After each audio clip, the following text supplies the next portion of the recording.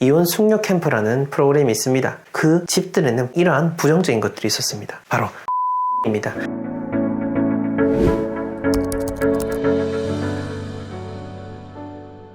네, 건국대학교에서 아파트 풍수론을 강의하고 있는 전동입니다. 150년의 전통, 이 4대를 계승해서 여러분들에게 계속해서 의미 있는 이야기를 들려드리고 연구하고 있는데요. 오늘은요, 가족이 파탄 나는 집, 이 가족 관계가 무너지고 쉽게 말해서 이혼이 벌어질 수 있는 그런 집들, 가족들끼리 서로 물어뜯고 헐뜯는 그런 집들에 대한 이야기를 해보려고 합니다. 오늘 내용을 제가 생각하게 된 거는요, 요즘 참 그 이혼 프로그램들 정말 많죠. 그리고 그 중에서도 이혼 숙녀 캠프라는 프로그램이 있습니다. 또 제가 이 하는 일이 그렇다 보니 그 사람들의 관계도 그렇지만은 그 사람이 사는 집들이 더 눈에 보이더라고요. 그리고 그 집들에는 분명 이러한 부정적인 것들이 있었습니다. 첫 번째는요, 바로 정체된 기운입니다. 그 집안에 정체된 기운이 있으면요, 계속해서 깔아앉고 부정적인 생각이 듭니다. 거짓말 아니냐, 무슨 네가 무당이냐 라고 생각하시겠지만은, 네, 맞습니다. 제가 어떤 뭘 보고 막 그렇지 않습니다. 여러분들이 못 보는 거를 제가 보거나 그런 게 아니고요, 공간 자체만 봐도 그런 느껴지는 것들, 그리고 사진만, 영상으로만 봐도 그 공간에 대한 부분들을 우리가 공통적으로 느낄 수가 있는데, 그 프로그램에 출연하신 분들 상당수가 그 집안에서 어떤 자살 시도를 한 경우들이 많았는데요. 특히 그렇게 자살 시도를 하는 경우, 저에게 컨설팅을 받으신 분들도 과거에 이제 그런 아픔이라든지 뭔가 힘든 상황을 겪은 분들이 계시고, 이제 거기서 떨쳐내기 위해서 저희를 통해서 좋은 공간으로 들어가시게 됐는데, 그분들이 공통적으로 보게 되면은요, 한 곳에 딱 정체되어 있습니다. 그러니까 어렵게 생각하실 필요 없습니다. 우리가 뭔가 우울하고 뭔가 외부와 말하기 싫으면 어떻게 하죠? 방문을 걸어 잠그죠. 그리고 방문을 걸어 잠그고 어떻게 하죠?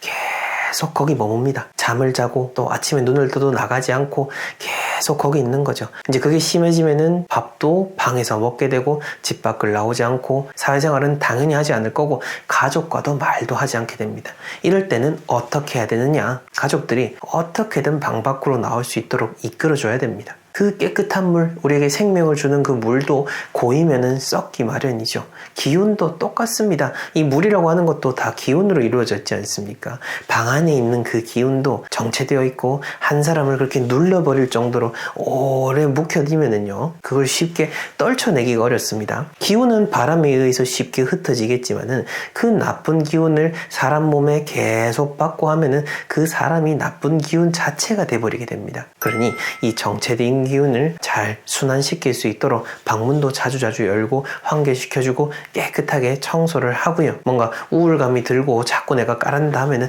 방도 한번 바꿔보시고 이것저것 여러가지 한번 바꿔보시는 것이 좋습니다. 일단 확실한 거는 지금 그대로 가만히 있으면은요, 그 어떤 것도 나아지지 않습니다. 무조건 밖으로 나와야 된다라는 것을 꼭 기억하시길 바라겠고요. 그 다음 두 번째는요, 가족이 파탄나는 집에는 무관심이 있었습니다. 무관심이 있다라고 하는 것은 즉 상대에 대한 이해심이 없다라는 뜻입니다. 제가 자주 이야기하는 것 중에 하나죠. 이렇게 풍수 컨설팅을 해드리고 그 한 공간이라는 곳을 가보게 되면은요, 그 한 공간 안에는 다양한 가족 구성원이 살고 있습니다. 근데 그 가족 구성원이 한 집에서 누구는 너무 힘들고 누구는 그냥 천하태평으로 산다라는 거죠. 그게 너무나 저는 참 안타까웠습니다. 그것은요, 어떤 풍수적으로 판단하기 이전에 가족들, 그 집안에 사는 사람들끼리 서로 이해하고 서로 살펴주는 것이 먼저라는 겁니다. 그 프로그램에서도 보게 되면은 한 부부 같은 경우에 남자는 막 기운이 충만합니다. 충만하고 막 아침에 일찍 일어나고 매일매일 달리기 해야 되고 낮에 열심히 일하고 저녁에 퇴근하고 와서도 또 집에서 공부하면서 자기 개발을 합니다. 그리고 그렇게 자기 개발을 하는 것이 정말로 좋은 거잖아요.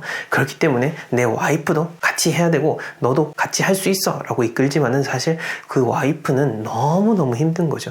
같지 않거든요. 같지 않고 생각하는 것도 다르고 체력도 다르고 모든 게 다른데 그 강한 한 사람, 그 한 구성원이 그 상대의 마음을 이해하지 못하고 힘들다라는 것을 이해하지 못하고 계속 이끌어가게 됩니다. 이 부부의 상황은요, 비단 이 두 사람에게만 해당되는 것이 절대 아닙니다. 우리 모두의 집안에서 펼쳐지고 있는 안타까움에서도 참 잔인한 상황인 겁니다. 그러니 이 집안에서 내가 멀쩡하니까 다 괜찮다라고 생각하지 마시고, 우리 가족 구성원이 뭔가 모르게 이 집에 오고 나서 계속 시름시름 앓는다라든지 기분이 쫙 가라앉는다든지 문제가 있어 보인다라고 한다면은 적극적으로 이야기를 하고 또 그 사람에 맞추어서 어떤 생활 패턴, 공간 변화를 해주는 것이 좋다, 정말 중요하다라는 점 이야기 드리고 싶고요. 그 다음 세 번째로는요,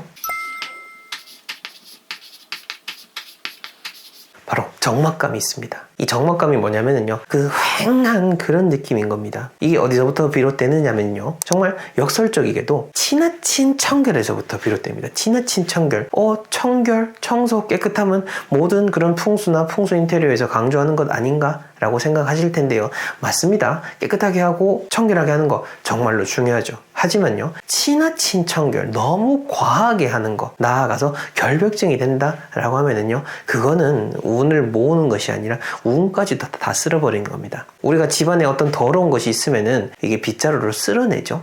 빗자루로 쓸어낼 때 우리가 먼지만 쓸어내야 되는데, 먼지뿐만 아니라 우리 집안에 들어온 그 의미 있는 운들, 정말 좋은 것들까지도 다 같이 쓸어내버리는 것이 바로 그런 결벽증, 너무 과한 청결인 겁니다. 물론 이 청결이라는 것이 참 상대적이죠. 제가 또 이렇게 이야기하면은 나는 그런 과한 청결이 아니니까 지금처럼 좀 지저분하게 살아도 되겠다, 이렇게 생각하시는 분들 계실 텐데, 절대 그러시면 안 됩니다. 여러분들 지저분한 거 다 알고 있죠. 여러분들 스스로의 그 지저분을 합리화하지 마시고요. 지금 제가 말씀드리는 거는요, 진짜 과하신 분들, 그런 분들을 잘 생각해 보셔야 되는 겁니다. 왜? 너무 깨끗한 물에는 물고기가 살지 않는다라는 말, 이거 자연의 원리 그대로 담겨 있는 거 아닙니까? 이 물이라고 하는 것은 모든 생명을 잉태하는 것인데, 이 지나치게 깨끗한 물에는 그런 물고기가 살지 않는다, 그 물에서 어떤 생명작용이 일어나지 않는다라고 하는 것을 이 고사를 통해서 알 수가 있는 건데, 만약 내가 어떤 청결 때문에 가족 구성원들을 구속하는 건 아닌지, 억제하는 것은 아닌지, 서로 불편하게 하는 것은 아닌지를 한번